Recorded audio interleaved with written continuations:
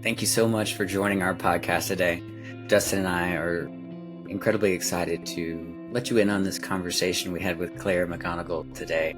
It's a really heart-centered, present conversation about the process of learning and all the things this journey can teach us. We really reflect on how powerful location change has been in each of our lives as being an opportunity for reflection, getting space, getting distance, and seeing lessons that are in our lives, but how we can allow for those even if we don't have the opportunity for major life changes locationally or relationally, that the universe is inherently providing opportunities for that discovery, for that change, for those shifts in our lives right where we are.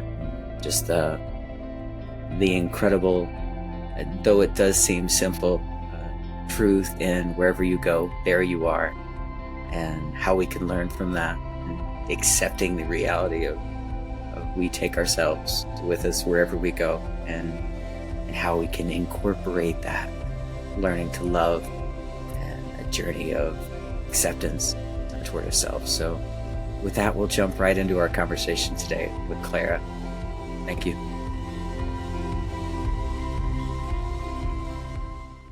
It's very connected to the spiritual for me, and I think it probably is for most of us. It's sometimes we take healing so seriously, and it's like, how can we play through this a bit? Mm-hmm. I love that. Yep. Yeah, that resonates. When I was living in India, when I was living in Bali, I was like hardcore zealous yoga, meditation, Dispenza for like 3 hours a day, eating clean, and there was a lot of sneaky spiritual ego and self-judgment of having to be all these things. And we've talked about too, actually, with Kimmy, our most listened to episode. She talked about spirituality is not this white cloth crap on an altar, being all zen, drinking cacao, doing meditation. And it's like, no, that's not. Like, we laugh, we cry, we help, we're humble, we're strong, we're everything.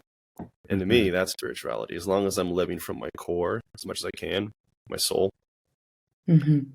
So segueing from that, Joe, is there anything else you wanna kind of mention before we get into it? Or do you want me to kind of ask her a question? I want to check in. I since you know her better than I do. Yeah, no, I appreciate that. I continue with your thought there. I think there's a lot of worth and value in talking about that journey to how we understand spiritually now, and how that is a continually evolving thing. We're not a stasis in our understanding of that at this point either. I'll continue with that, and then we can segue right into asking Clara something. Is what you said with your intention earlier, and what we're just talking about now, is, to me, I got into this journey because of a diagnosis. I got into this journey. It was almost forced upon me out of desperation. And it is kind of sneaky, like I said, how it does change. It changed. I was vegan. Then I partied hard because I was rebellious towards my diagnosis and the cards that had been dealt. Then I chased money. And then I was paleo. I was in CrossFit. And then I was in an ashram in India, and then I was meditating with Tim Ferriss in a cave on my ex's property in the jungle in Bali. Didn't see that coming. Now I'm in California, and here we're doing this. And so, to ask you, Clara, we know you live in Spain, you're in Barcelona, and I'm excited I got a bunch of questions that I have a lot of empathy for. Is, what about your journey would you like to share of whatever brought you to Spain, or anything that's organically coming up for you in your journey on this topic of really the hero's journey? I think it's really a great starting point to talk about what prompted my move to Spain. And I really want to just emphasize that I believe at this point in my life, there were moments where I thought maybe I wanted to move somewhere that was a bit more off grid and more like expat-y. Some places in Mexico where there's like almost like a culture of spirituality of people that are moving there for that. And I explored some of those places, and I just felt like I wanted to still be in my life, in a life where I'm in mainstream culture and society and still having my internal practices, because I think it's really powerful to give back that kind of way instead of just, I'm not shaming anyone that chooses that life, but just completely kind of going inward into a space where you're not really interacting with everyday situations. So I think like you can be a healer serving coffee at Starbucks if you want to, by smiling at people every morning, right? So like that was really important to me in my move here. So, oh God, what spurred my move? Joe's been along the journey with me. I just want to say that it wasn't like a clear path. I had a really strong desire to leave Denver for a couple years before the clarity came.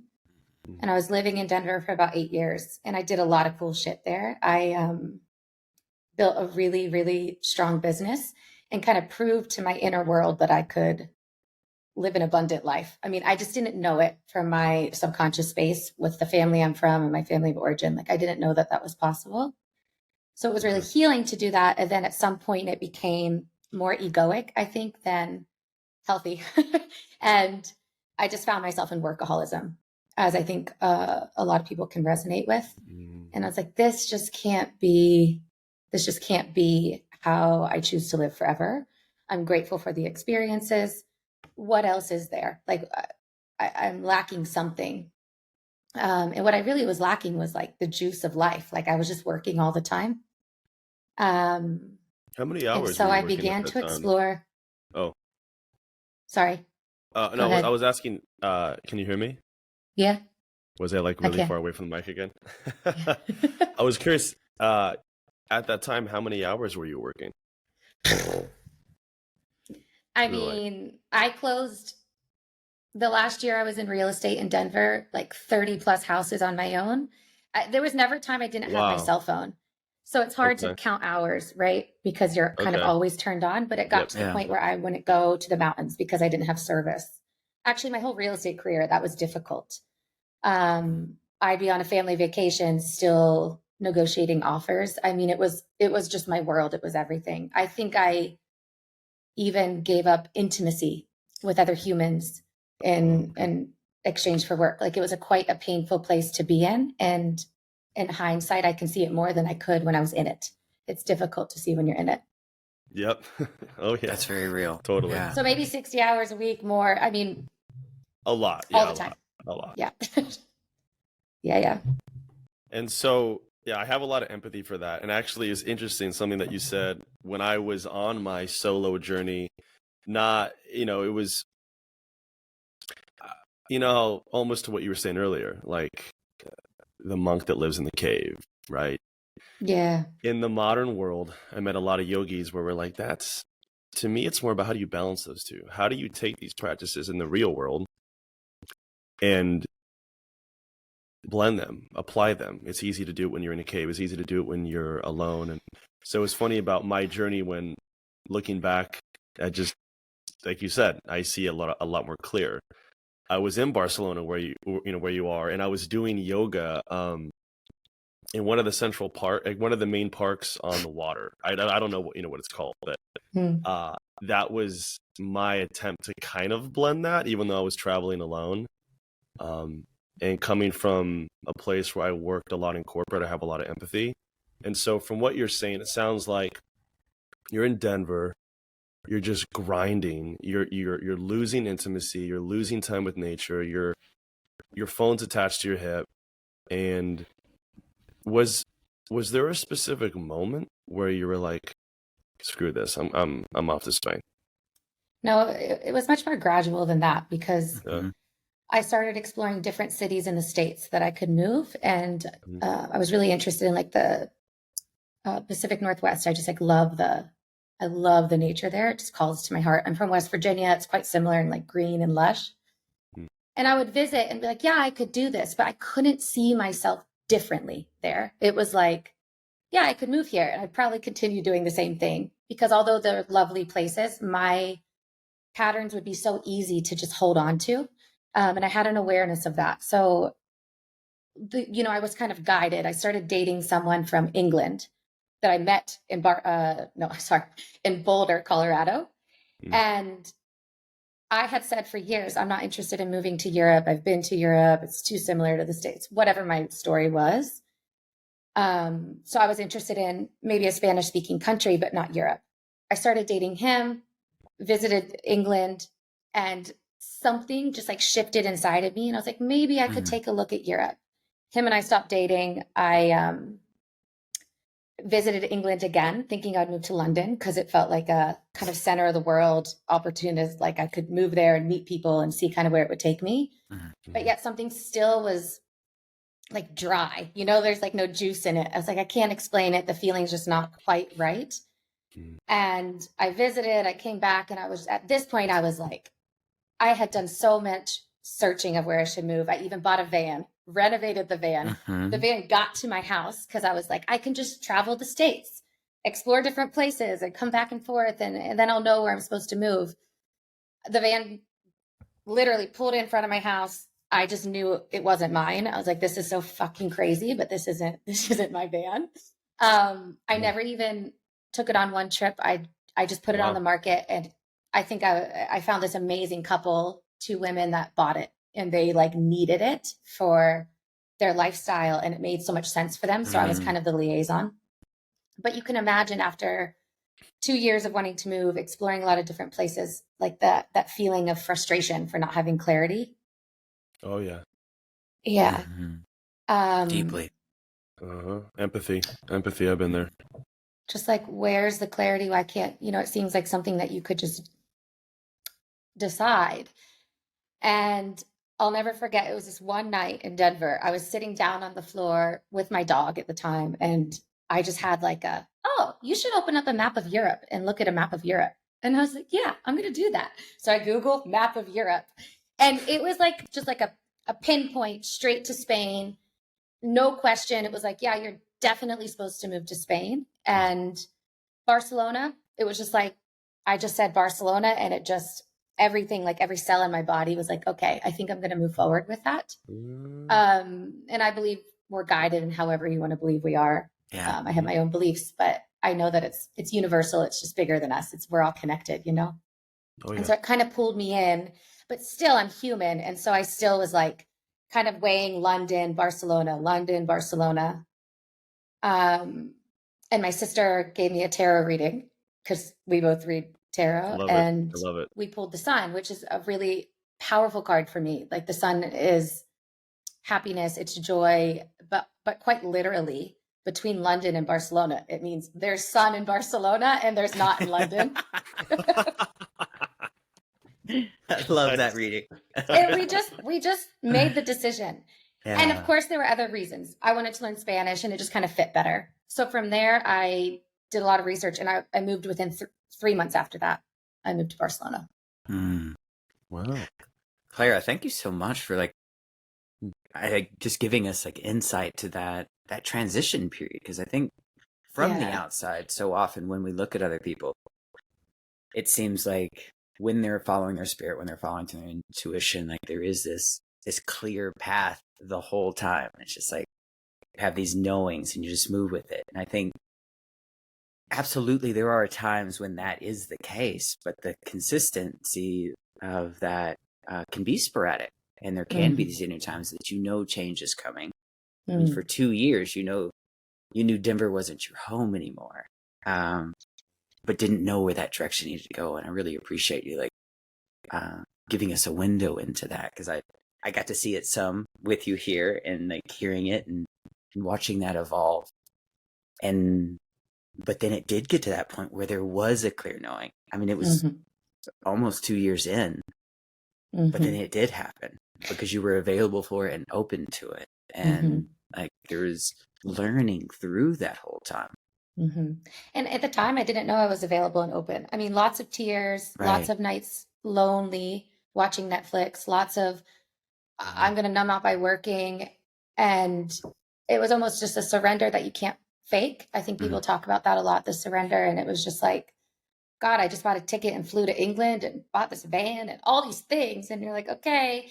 And I think the biggest thing that I would say that helped me was I just didn't actually have the shame around what people thought. I was Woohoo! like, yeah, you might think I'm crazy for selling my van. I just sent you pictures saying I'm getting this van. I got it. I'm selling it.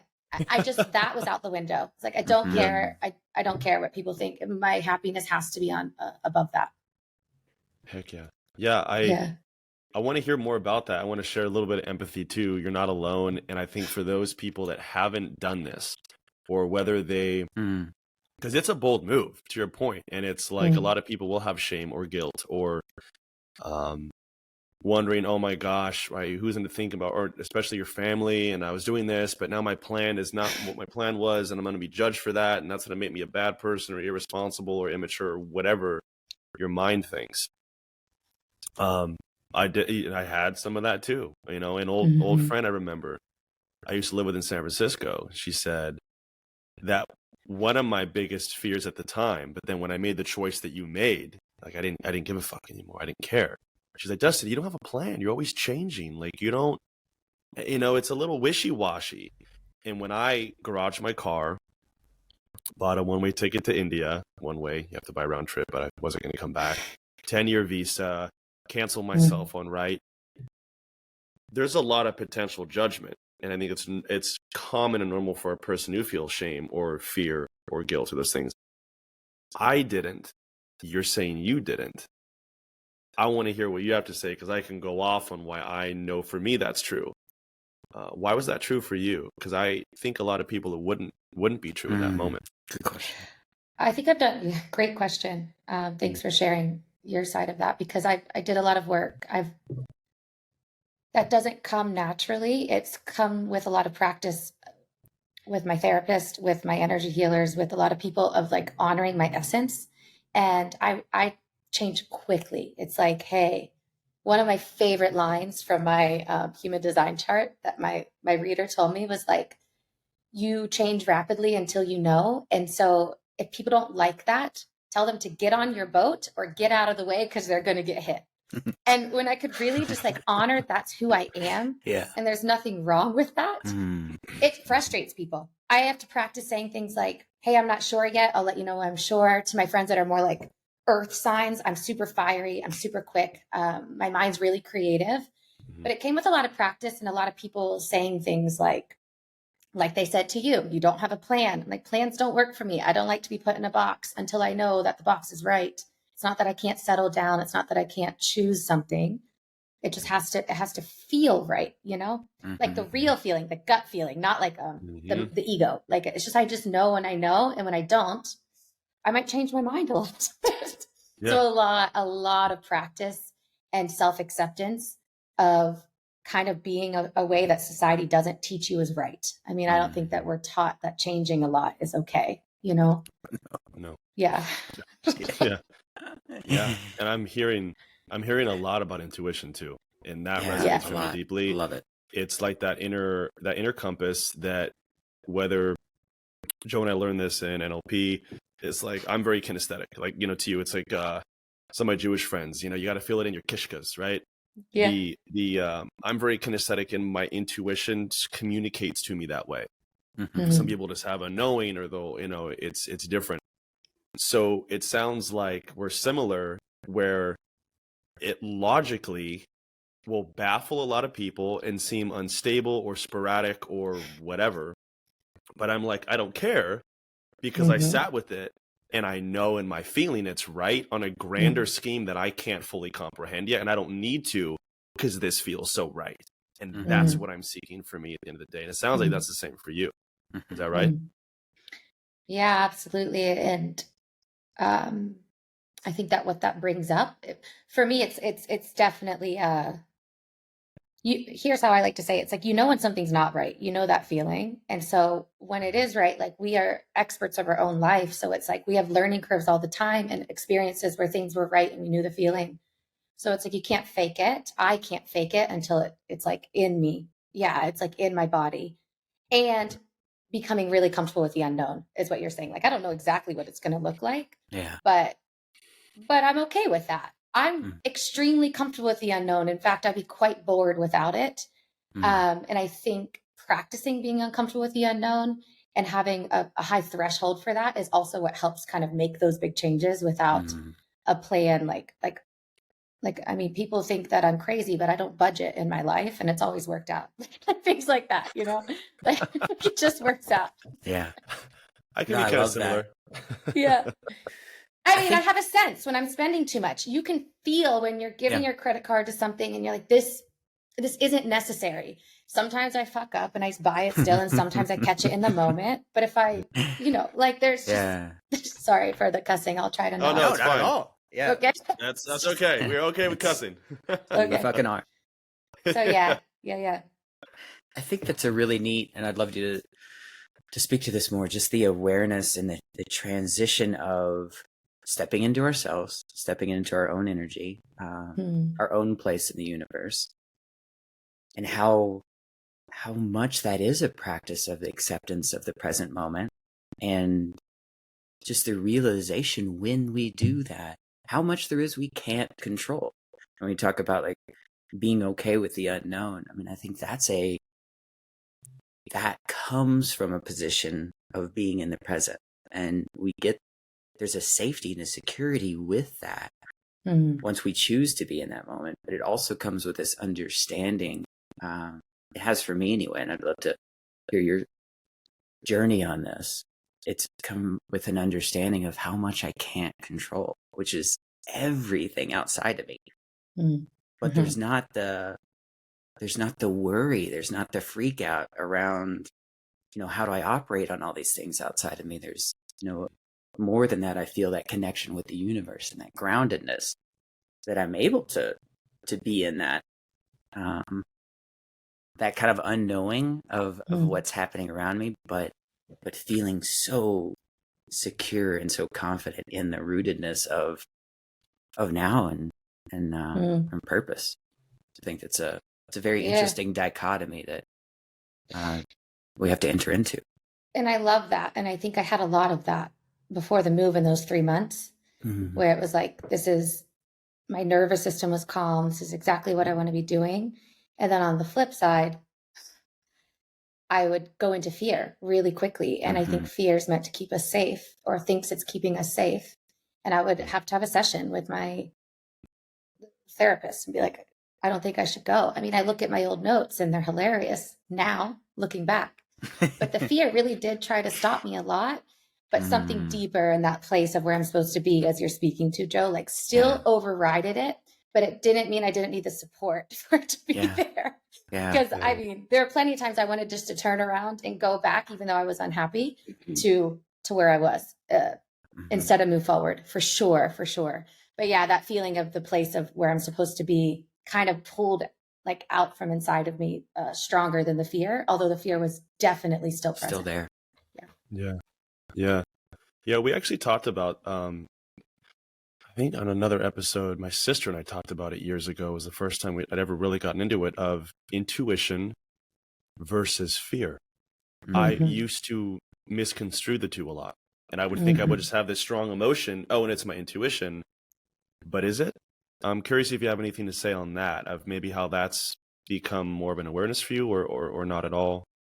Any thoughts there? I really love that, because it's actually like something I wrote down.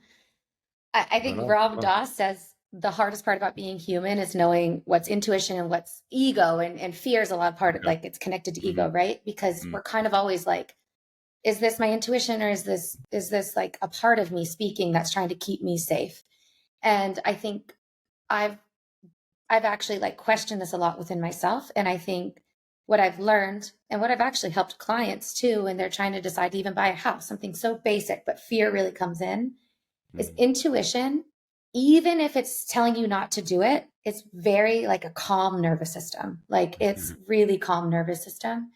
And fear, every time, like when I feel it, it's like in my chest, it's a lot of chatter. It's a lot of pros and cons lists. And like intuition, even if it's like, don't do it, it's just like my nervous system is quite calm. And I think I missed the mark a lot of times. And that's why I think it's really important to have somebody to talk to that can kind of be a mirror for you. I don't care if it's a astrologer, a licensed therapist, an energy worker, a life coach. It doesn't matter to me, a friend, a family member, because I think sometimes we can get trapped in the loops of the story. For me personally, of parts of me, of the fear. And that's not intuition. It's just a lot of chatter. It's like intuition doesn't speak in words for me. Intuition speaks in a calm body and a calm nervous system. Well said. That's so cool that you had that written down too. I hadn't speaking That of is really intuition. cool. Maybe that was a play there. That lands. Really Joe, does. is that the same for you? Yeah.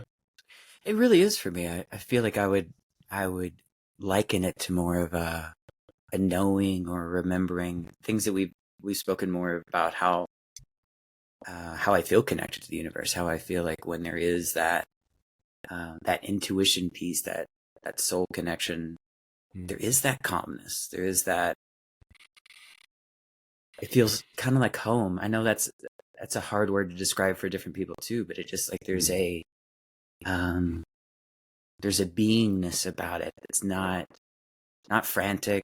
Doesn't have the lists. I love that you mentioned that, Clara, because I think that's very consistent with how fear shows up for me. It's like, all right, let's get logic. Let's get linear on this. Like, let's list out like these are the whys, and it's busy. It's just chatter.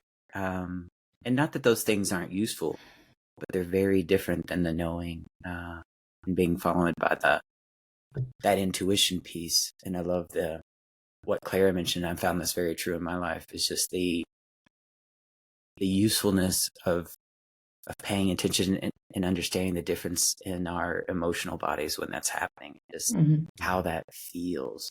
I know we all show up in different ways as far as like kinetically or, being more verbal or more linear or whatever. But I do think from everyone I've ever talked to about this, like there is a very kinetic connection with the spirit. Like there is something that shifts and you feel in your body. The way we feel that I think can obviously be different, but that seems a very consistent connection with those I've spoken to about that. So I love you bringing that up. Oh yeah. Yeah. It to me, one of the ways I got in touch with it was, and I think it's another way of wording it in the context of what you were saying, is the kinesthetic element. And like, am I auditory? Am I visual? Am I kinesthetic? Is it more of just a knowing? For me, I was so lost in my mind through my journey when I hit rock bottom and all that stuff. I was so confused. I thought I was my mind. I thought my thoughts were true. I didn't know that most of them aren't. They're real, but they're just a thought. And Joe and I have talked about this, like whether it's witness consciousness or somatic experiencing or mindfulness, or there's a lot of different words, but what am I? Well, who am I? Then, what am I? And then like you've experienced, Clara, you're getting to know, like, these are the nuances of my machine. How do I maintain them? How do there's a funky noise over there. What's going on there? Like, but I'm driving the car.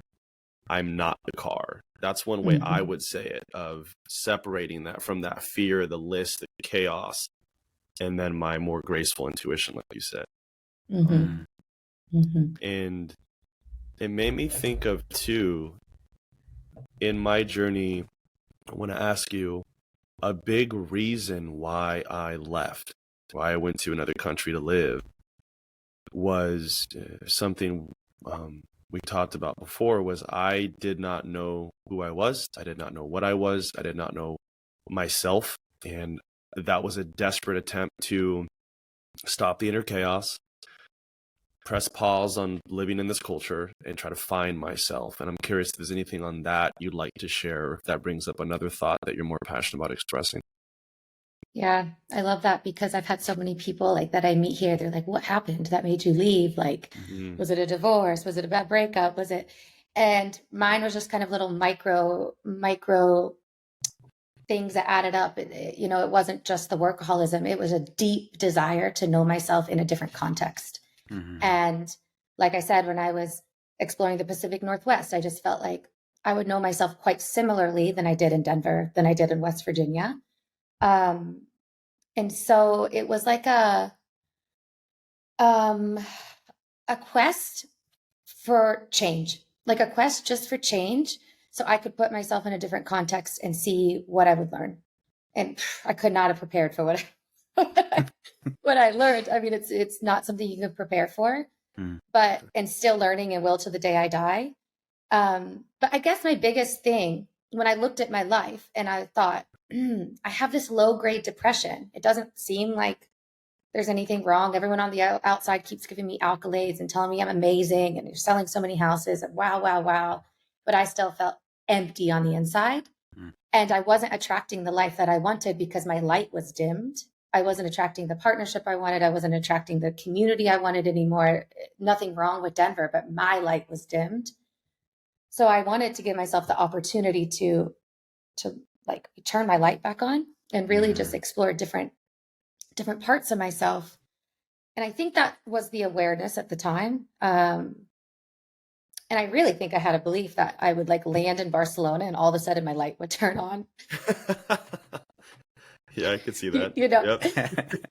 and that wasn't the case at all. Of course not. I've been here for a bit over a year and I look back and I was like, wow, that was a journey. And it's still a journey of landing here and figuring out who I am now and all really exciting stuff. But I think I just had this hollow feeling before moving that I was trying to fix. And then I moved and it didn't fix it, to be honest. Of course not. But it did give me the opportunity to be in a new environment and to really kind of get down to the root of what was happening.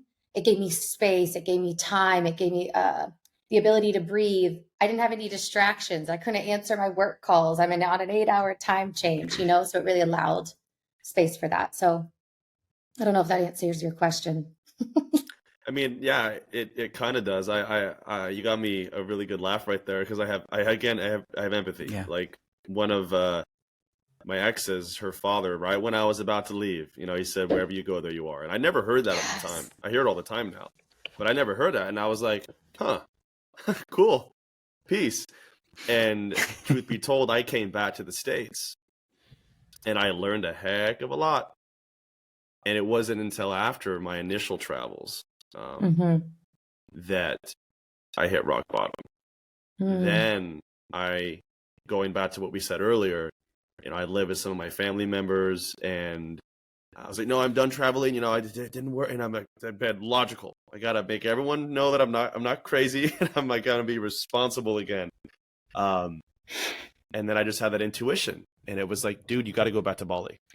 I hadn't lived there at the time, but then my journey really unfolded and I started merging those two. So I love what you said, because it's not rainbows and unicorns, but Joe and I love talking about this, like whether it was tools, what was the learning, what have we integrated, what's the practice, what's the routine, what's the discipline, what is that, whether it was a moment and it's like, yes, or it's something we got to do every day. To me, it's both in my journey.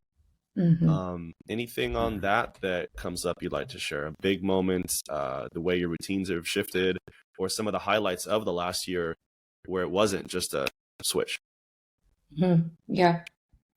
Well, like I said, I got here and before I was definitely I mean, we don't talk about low grade depression enough, right? It's like clinical depression or nothing, but not this like just kind of gloom where the outside doesn't match the inside. Like on the outside, everyone's like, but you're great. And that's kind of, I think my childhood trauma is, for me, I like to hold in so everyone else was okay. Just I had a lot of siblings, a lot of things going on, and no one's fault in my family, but it's just kind of how I positioned as a child was to hold in. So always I look like I'm doing so well on the outside, yet on the inside, I'm like, but there's pain in here. Like there's something trapped in. I don't know if there's a line and it's like all around your island, there's a barricade. It keeps out the danger, but holds in the pain. And I love that line. That's how I felt when I moved here. And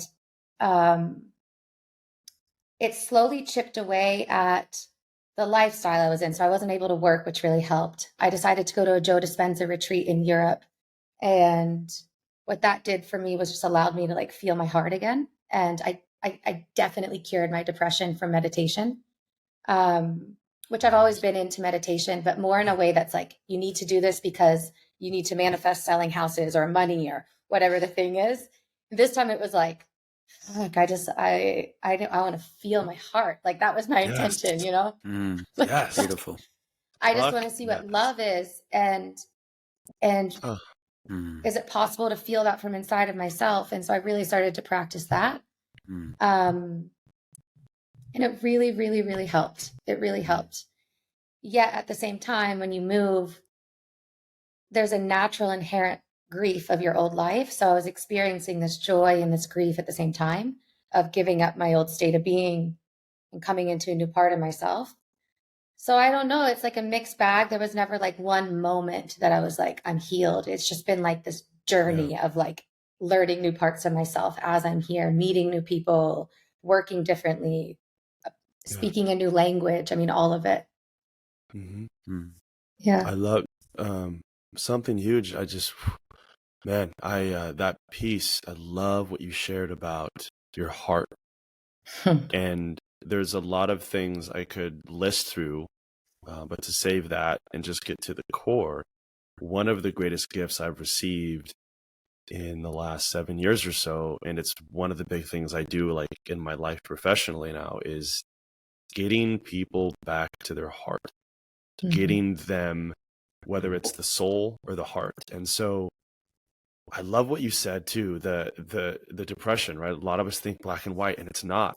I had a lot of empathy with that too. It was just low grade, just gunk. And I was like, there's got to be more. There's got to be a better way to live where I'm more in harmony, where my inner world is in harmony with my outer world. Because now it's fractured. I mean, there's just nothing going on there. And I'm sick of putting on this fake smile. I feel alone and I feel an immense amount of pain. But like you, I don't want to put that on other people. So I'm going to do my best to just show up. And a lot of us, I think, do that as humans. But you said, I love this. You feel that you cured that low-grade depression through meditation. Was that right? Oh, definitely. Yeah.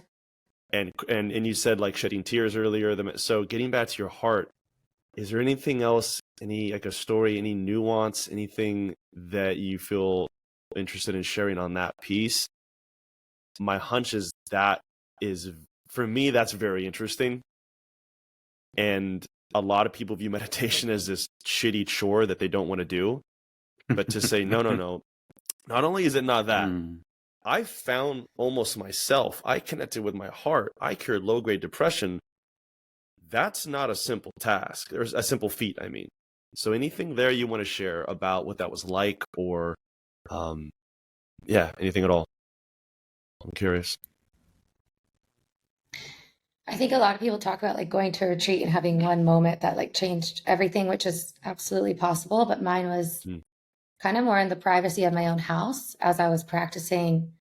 I really like this concept that we don't have to like escape ourselves to feel ourselves. Like I'm not great with routine and structure. Like such a shameful thing in the past for me to say, and now I can say it very openly. So like a lot of practitioners say you need to meditate first thing in the morning. And sometimes that's really works for me for 2 weeks. And then all of a sudden I'm meditating at 12. And so I kind of just let myself do that because I had a lot of space to be flexible. And I think that I'm a heart chakra human. Like the heart makes it so much sense to me, and it rules everything about like how I decide where to go. But when you're heart chakra person and you're kind of shut down from that, it's quite painful. So when I started to like focus on my heart and allowing it to open, it's like electric. Like I could feel every cell in my body responding to that. And after time, like your eyes start to change. Like you're like, oh, I can take my dirty glasses off. Like I do have control over the happiness over my life, and I can feel it coming from the inside out. And then you start to not need the things as much. I mean, of course you still want things, we're human, but I started to like find joy in the little moments, absolutely find joy in the little moments. And my practice just looked like whatever meditation I felt like doing. I would kind of be obsessed with one for a couple of weeks, and a friend would share a new one. And I started to find community here through meditation, which really helped too. But focusing on the heart was everything for me. Amen. That's so powerful. I know there's we've spoken about Joe Dispenza, and I know you've been to a few of his events, but I think that was one of the things I first encountered it with his teaching in a really powerful way, is just that reconnecting to the heart, and that the dissidence or even disconnection that can become formed in between our head and our heart, and how we often like bounce in between those two poles and don't see that they are inherently connected, and that's where they thrive, is celebrating that connection between them. And I think it's incredibly powerful that you became aware of that connection, and then learned how meaningful that was for you, and then just diving through the process of allowing that journey of reconnection. I think it's so easy to think about health as a destination, as like a place we arrive,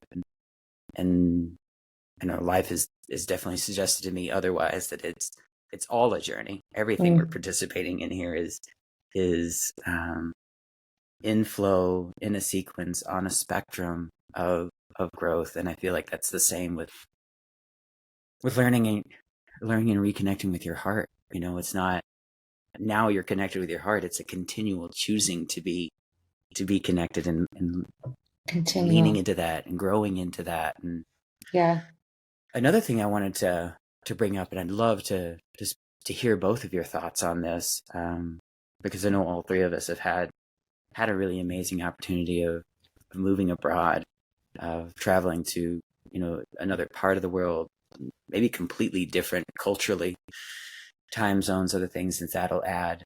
But I want to speak to those individuals too, and open this conversation up, that they don't necessarily have that opportunity or that flexibility, feel similar stuckness, feel similar disconnection with where they are in their routines in their life, and other people looking at them and just feel trapped into changing, but don't necessarily, maybe they have, you know, something like you mentioned, Clara, like maybe it's a mother with having kids, or maybe it's a teenager in a family, maybe it's a father that's got to support 4 or 5 people.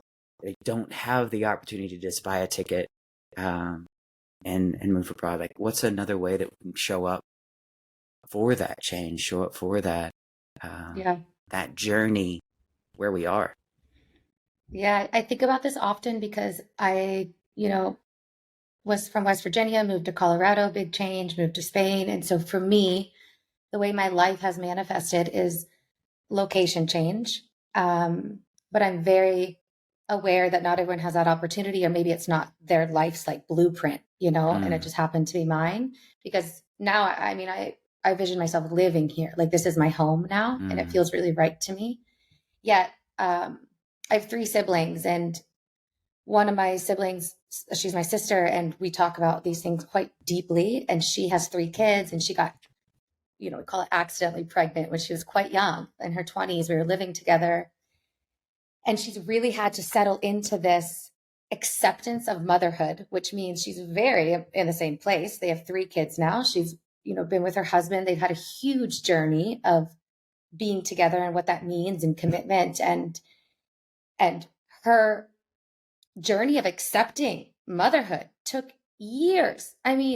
Still, it's a process. And we talk about it because I'm interested in people that want change in their life. I connect with people that want change. Yet some of the people that I talk to the most, like my sister, has lived in the same place for 13 years, but her inner world is constantly changing. She's constantly questioning it, and she's constantly letting it grow and evolve, yet having or getting to accept that her life is, from the outside, the same. From the outside looking in, it's the same.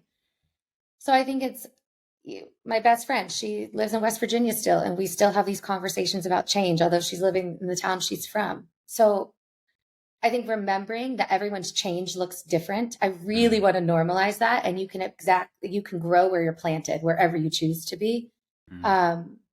Because a lot of times I think people look at my story and they say, oh, how lucky Clara is. And I'm like, God, do you know how much I wish I could have a life like yours, where I don't have to change locations? I wish that was right for me. It just isn't. And so I don't think there's like this spectrum of my change is more extravagant than my sister's change, who's a mother with 3 kids. It's like our growth, God, they're both enormous, just in different ways. Thank you so much for speaking to that. Yeah, it's important to me. That that lands big time, especially friends in my hometown. I was just, saying that I was visiting, his wife used to say jokingly that she lives vicariously through me. And we all did. Have you heard of the highly sensitive person test? There's like a little quiz you take for it. Okay. Joe and I have talked a lot about it. We've mentioned it on this podcast before, but there's the standard quiz. It's like 23 questions. The higher the number that you answer yes to, the more blatantly sensitive you are as a being. And it's an actual thing in like not just our species, apparently. It's like a thing in a lot of species. It's just this minority that are just really sensitive, whether it's like a gift, whether it's like a Claire or someone who's an intuitive or a psychic, to just someone whose sounds are like can be really, whatever it is. And so my friends, back to this whole point, is Joe and I are like 21s, I believe, right, Joe? You're 20, 21? And so we're sensitive, like, right? Fun.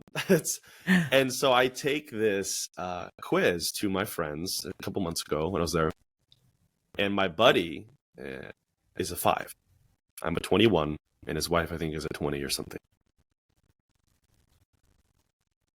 That to me is one of my ways to mirror back to you of my experience of it is nothing to do with right or wrong or better or worse. It just doesn't. I'm like, dude, I wish that I was less sensitive and more grounded. You have a very grounded life, dude. Like as a man, yes. I'm a little envious of that at times. And it's beautiful with that trust. He's like, I wish I had, some of the things that you had. But to the whole point, humility, and it's like, there is no right or wrong, right? Like that was just the way that it worked for me. My intuition led me there. Yours might lead you a whole different way. And that's nothing to do with growth, in my opinion. Yeah. It's so like my little sister has been with the same partner since she was 16. They've been together. She's almost 30. Right. And she's just happy with that. And I'm like, oh my God, that's a prison. Like that's how my subconscious feels. Yet her and I get along so well and just accept each other for who we are. And so I think the quicker, like to give anyone advice, you can, first of all, comparison is always the thief of all joy. So comparison is the thief of all joy. So when I compare myself to someone that's quote unquote more stable, or they do that quote unquote to me, that's going to make us feel terrible. So comparison, it's just, we got to take that off as an option. And then also stamping the world as good, bad, right, wrong, better, worse. It's painful to put the world in those boxes. So I guess would be my approach. I love that. On how to deal with it. Yeah, I love that too. Yeah. I'll quickly answer. I want to hear what you think too, Joe, on this. That's a really, really cool question. I would say my biggest one would be living from a soul and not an ego. We talked about this recently. So if anyone listened to one of my recent podcasts, they got a full breakdown on that. But to keep it simple here, that's my number one thing is that doesn't matter where you are. Doesn't matter what you do. Doesn't matter gender, race, color, creed, orientation, none of that. It's just we all, I believe, are like a soul or consciousness, a spirit, whatever you want to call it, bringing life to a body.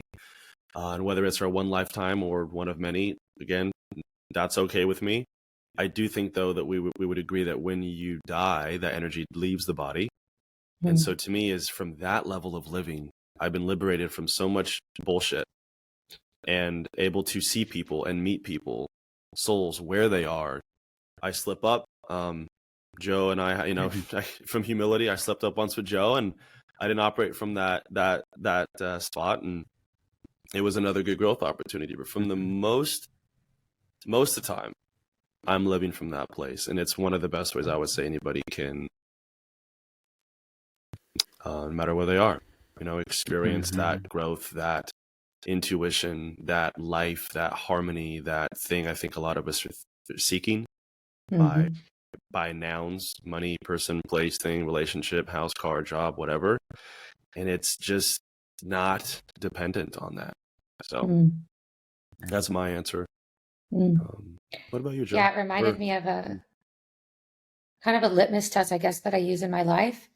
It's really, I say it to my friends all the time, but if I'm on my deathbed, because we're all on a journey and the destination's death, man. And my soul will live on. I know that, to your point. Yet in this lifetime, this one lifetime, if there's a question I have about something that I want to experience or do or move, or it's like, will I regret this on my deathbed? And sometimes it's such a clear yes or no to ask yourself. The move was that for me.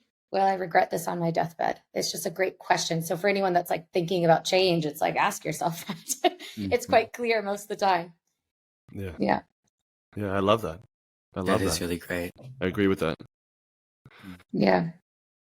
Joe, No, go what are your ahead. thoughts, Joe, on Please. that same question? It is a very interesting question. I think for me, I do think we have access to all the resources. I think this is a neat thing about a belief I've chosen, that we all have access to the universe, and the universe is connecting with us in a powerful way at every moment, wherever we are. Like, there doesn't have to be a significant physical shift in your life to experience incredible internal dynamic change. And it's not a destination thing. I think what you said, Clara, was so powerful in just taking judgment out of it, and taking this trying to use others and looking to others as our thermostat, as our gauge or device for where we're at in our life, is an incredibly common thing to do in our cultures. And I'm sure just as humans, I've experienced that everywhere I've ever been, a tendency toward that. But I have a deep belief that I'm leaning into, that life is happening for me, not to me. And I think that's really allowed me to see growth in a very different way, to see life much more in the present, and allowing of the situations and relationship in life as an opportunity for change and for growth. Everything in life is really that. And I think that's really like that judgment piece is the thief of joy. But I think it also, in doing that, really occludes the clarity we have around the options we're actually experiencing right now. It's so easy to feel isolated, alone, optionless. And I think that's a huge role of fear and doubt in our life. That's a huge, I think, downside to getting caught up in this mental, I don't know, kind of frantic space that so many of us come from and so many of us experience. And in our adult life, maybe even in our youth, and just getting a little distance from that, getting a little perspective on that, and seeing just how many options we have in the relationships around us, to interact with our mailman or male person in a different way, or to maybe say a gratitude when we're, have our feet in our lawn, when we're working on our yard, as opposed to like, this is another chore. And there's so many little tiny ways that we can show up differently that I think afford just as much opportunity for growth as moving abroad. And to your point, Clara, I think it's so important to realize that we all have such a different path. We all have such a different journey, and what change looks like in my life, like, doesn't need to reflect in any way what change looks like in your life. Like, there's not a right or a wrong or around that. And just I think we have a really neat opportunity to give ourselves that space and that joy, and then from there, creating that for those around us, and just celebrating whatever change looks like in those next to us, and not showing up with borders or judgment around what it should look like for somebody else. But I don't know, it's an evolving thing, but I'm very passionate about. For me, it's incredibly connected to just being right here, right now, and having gratitude around that, and becoming cognizant of all the little options I have in my life at every moment. Well said. Yeah. Well said, man. That was a beautiful answer, and it kind of tranced me out, actually. I was sitting here listening to you. I was like, trancy wow. part, not my intent. Yeah, I was like, that's just preach, brother. That's right on. Clara, it sounded like you wanted to say something there. Yeah. I was just feeling, as you were talking, you asked me if there was a moment with my heart openings, and it was that. It's what Joe was saying. It was like the fog slowly kind of came down, and I was able to see the beauty in the little moments of life. And then I had this really big grief moment that happened when I moved. I had moved with my dog. He was 12 years old. He was incredible. And last September, we found out that he had like rapidly progressive cancer and, not a long time to live. And so we like moved through life and had the best time until he couldn't live anymore. And I chose to put him down and before he got into any pain, which the vet was like, most people wait way too long. You have no idea, like you're doing him such a favor to actually, and I'm like, well, we talk, like I know his soul. Like I know that this is time. Love it. And of course it was one of the hardest things I've ever done. But after, so I went to the vet here in Spain, in Barcelona. We had our whole process, him and I. After, I had the biggest heart opening I've ever had in my life. So the vet's like in Old Town Barcelona. I don't know if you can imagine that, but I walk out and I come to like this square plaza where it has one of my favorite trees and these built-in chairs that you can sit in. And I sat down and my heart was like I've never felt anything like it. I could feel his soul moving through like every cell in my body, in the wind, in the trees, in the air. And it was just one of those moments where life gifts you, to Joe's point, something that is seen as so sad. And of course, there was so much grief, but where grief and joy kind of become the same thing, where your heart feels it so much that you can't tell what is what. And I think that was one of the moments, although like the meditation was priming me for that. Like I'll never forget that energetic imprint on my heart. Like it's there to stay. And I think that was probably the moment I felt my heart open the most, and actually did. Of course, I had all the grief after, but helped me see the beauty in life and how I can move forward with that imprint on my heart. Yeah. That lands deeply. Oh, wow. I'm really glad you guys are both trancing me out. I don't know what just happened. I'm like so tranced out right now with these beautiful answers. And like my soul's like, yes. That connects to a lot of my it just connects to my heart. Sometimes I say this, like what you just the energy you just communicated with, like my soul got plucked like a string. It's like, whoa, yes.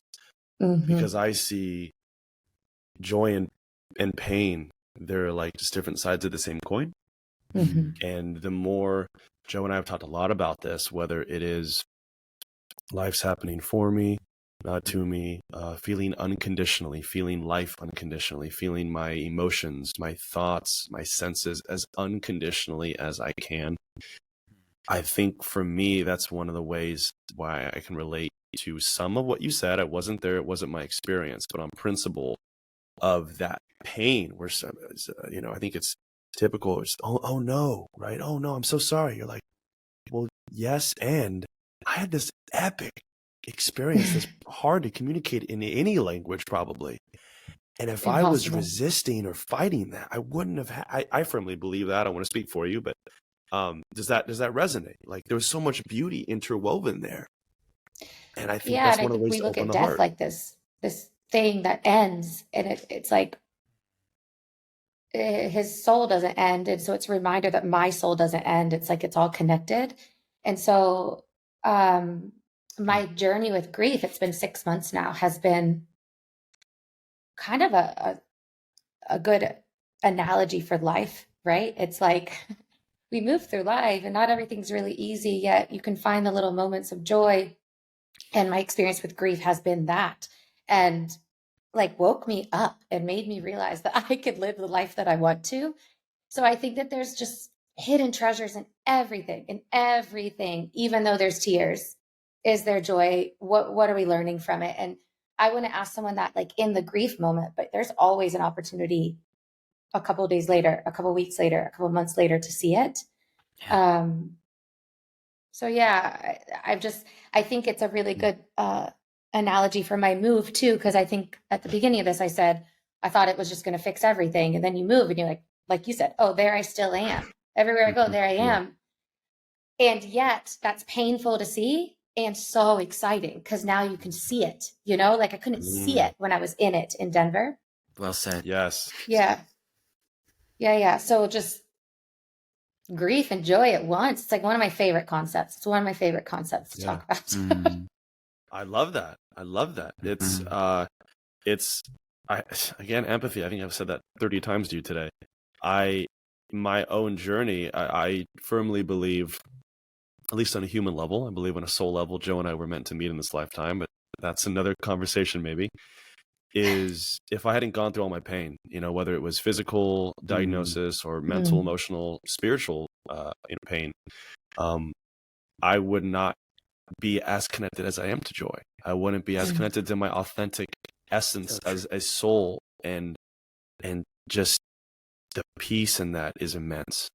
I think there can be peace in pain, there can be peace in joy, and the more I unconditionally welcome those as friends or acquaintances, I also have a lot of passion for that. And I just want to throw that up to either of you again, if there's anything else coming up, because this to me, I'm like, oh yes, I don't know if it's spoken about enough.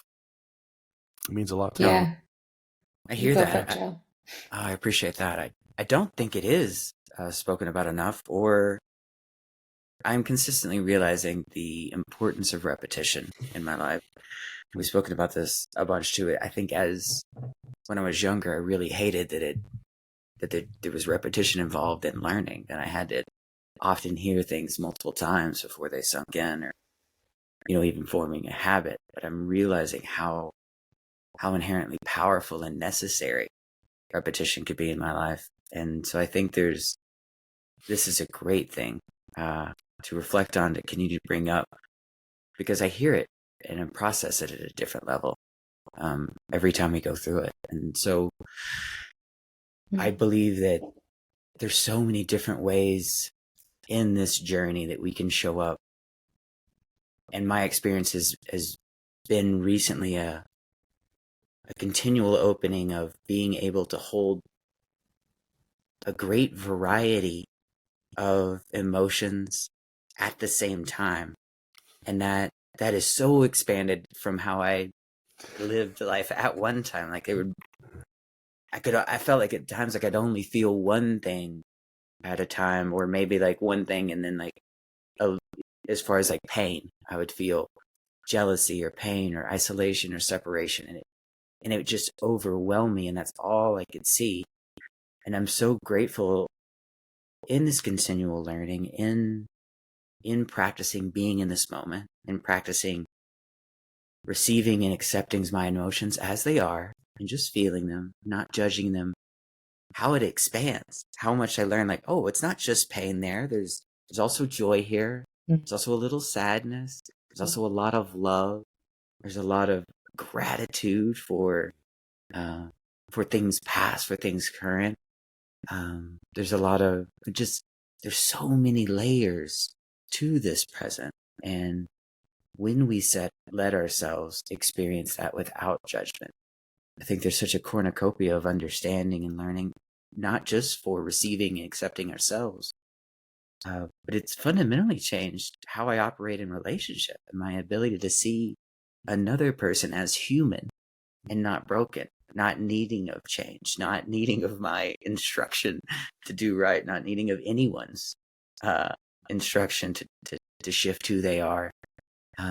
Just accepting of the here and the now. And I think that honestly, for years for me, was a real struggle, because I felt like I wasn't honoring my own experience in a way. I felt I wasn't being true to like hanging on to this, whatever this one big feeling was of hurt or pain or shame or fear, and allowing that to like direct me. Like I felt, I don't know if it was like a cultural learning or how I grew up, that just that I had to honor whatever the most powerful emotion was at the time. And I've got no judgment around like where I picked that up. I'm so grateful that I know differently now. I know others and don't have to put a label on it. And And the incredible power of my experience is not me. This pain I'm feeling in this position, this isolation I'm feeling, even this joy, like that's not me. That's something I am experiencing. I am the thing, the soul experiencing this. And why? What is it telling me? What is it teaching me? Just being here for it. So that's, I don't know. I think it's a long-winded answer, but I think it's a journey that we're on, and just the less judgment we can have to both of your points around that, the more openness, I think the incredible variety that we can actually see that is happening within us at any given moment. And then that starts to give us choice of what are the aspects that I actually do want to align with, do want to show up with, do want to carry into the next moment, what's serving me and what's not. And I think that's an amazing amount of control and agency that we each have as humans that I was so unaware of for decades of my life. And that journey that I was unaware of it was absolutely necessary for me becoming aware of it. Like, had those years not happened, I wouldn't be here now. Yes. And just, I think that speaks back to the point we kind of started in, and just not always in the moment am I able to hold these different emotions, but with a little space, a little reflection, like moments after I can, weeks after I can, sometimes it's months after I can. And celebrating that shift whenever it happens, celebrating that space whenever that comes into our life, and welcoming more of it. Well said. You tranced me out again.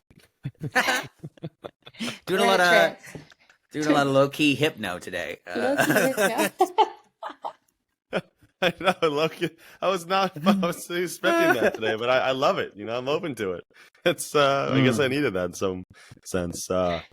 Claire, anything else you want to share on that? Anything else coming up? I mean, that was a beautiful answer. Wow. It was just a beautiful answer. And as you were speaking, I was just remembering one time where I was speaking with my energy worker, talking about having to say goodbye to so many things and like kind of being stuck in just the goodbyes. She just said something so simple. It's like, yeah, there's a lot of goodbyes and there's a lot of hellos, and so it's like, oh yeah, my mind is fixated on this negative instead of kind of seeing both, holding both at the same time. And I think I really like lines to remind myself, life is a lot of hellos and a lot of goodbyes, right? So again, not stamping this is good or bad, it just is, and we can hold them at the same time. So exciting. So exciting for me. That resonates a lot. It's interesting. I don't know if that directly correlates to what you just said. I just thought of it, and I don't know where I got this story from. It was from a book or something, of this woman. She was in her 70s. I don't even know if this is real or if this is fictionary, but it's just, I just thought of it and I'm going to share it. We're going with it. So we had all these tattoos, right? She's in her 70s, lives in this little apartment. She had a few cats, apparently several animals. And every Sunday for years, she would go and get a new tattoo. Didn't have to be a big one, but she would get something done every Sunday. Sometimes she didn't even know what she was going to get, and she would go get a tattoo. And this person is speaking to her and just kind of baffled, like, why? Seems a little irresponsible. Like, why would you do such a permanent thing on your body? And this was before I think they had like laser removal and stuff. And she just looks with this this wise old peaceful smile and looks at the person and says, "Oh, honey, this body isn't permanent." And there's something about, again, what you just said. I thought of that. I think it's, to me, a bit of an undertone of what we're all sharing in some sense, some of the stuff that we're sharing. And I always love that story. Yeah, it's really good. It's a beautiful story. Yeah. She was probably like a true badass. No, she's like an unofficial guru. I think just a total badass. Yeah. Yeah. No, I love it. Else? No, I was just thinking of like to summarize my move and where I'm at now, and knowing that I'm where I'm supposed to be, and there's so much more, and there's such a journey here. There is, yeah, just a greater appreciation for the joy and the journey. And I think that that's like an overused line, but such a true line, and something that I forget often. It's like, honey, you're never going to arrive. You're always going to be on a journey. And I'm like, okay, I could sit back with that. Amen. I feel you on Yeah. that. Yeah, I keep having that same lesson. Less and less so, I think. I would hope. But it keeps coming. I think it comes quicker. Joe and I talk a lot about that. And I think, in my opinion, that's one of the big ways I feel like Joe and I have a lot of rapport, is we seem to interact that way. It's just not right or wrong, man. We're souls evolving, we're learning, the journey never ends, and that's not even the point to what you said, Joe. All there is one infinite right now. It just keeps continuing. And our consciousness might be able to have a smaller sense of time, like this just infinite 1 second moments. Maybe it's a fraction, maybe it's an infinite minute moment, whatever that is for you. And then it correlates to this whole podcast, and I think it's just a really cool avenue for us to communicate as souls, be open, share lessons, learnings, struggles, and so I'm super grateful again to be here with both of you. I want to share my gratitude towards you both for doing the podcast. It's lovely. Yeah. Thanks so much for being here and just showing up in authenticity in your journey, and just exactly where you're at, and what you're learning, and just the usefulness for how that shifts how you show up in the now, how it shifts your acceptance of yourself and the allowance of this present moment, and just reflecting that back. And we were so moved and grateful for the mirrors that humans are across their lives, and the friendships created, and just what a I think that's such a short source of gratitude for me. It's just realizing, sometimes when I have issues or struggles with somebody else, it's just like leaning on first, realizing that most likely is just a reflection of what's going on in my own life. That's a reflection of something I'm doing, not something they're doing, and how just how useful authenticity and vulnerability are. How incredibly dynamic they can shift how we experience our life. How dynamically they can shift the attitudes, the emotions that we decide to hang on to, that we decide to put more energy into. And I'm just really grateful for you stepping into that. And those reflections today. Well, in vein of that, to end, for anyone listening that needs a reminder that perfectionism doesn't exist, and just to be more of a mirror of authenticity, I knew I had this podcast today, and it was really important to me.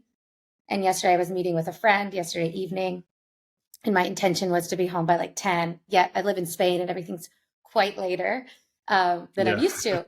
And so we get into conversation. We're like out and about. I get home at 1 a.m. I'm not asleep till 2 a.m. So my whole sleep rhythm is just a bit off, and I wanted it to be a bit more tired, yet I still wanted to show up in that non-perfectionistic way, because there was a part of me that wanted to say, hey, Joe, hey, Dustan, can we reschedule? I'm not my best self. And it's like, what does that even mean? So I just want everyone to hear that. Because I'm a recovering perfectionist. So I like to share things to normalize the human experience for people. Amen. Here, another recovering perfectionist as well. Yeah. So I thank you. I think it might be a part 2 coming. Maybe, I don't know. Intuitively, I can see it. I can feel it. Thank you so much. Thank you. It's been an honor today. Appreciate you both. Yeah, I really appreciate it. Thank you.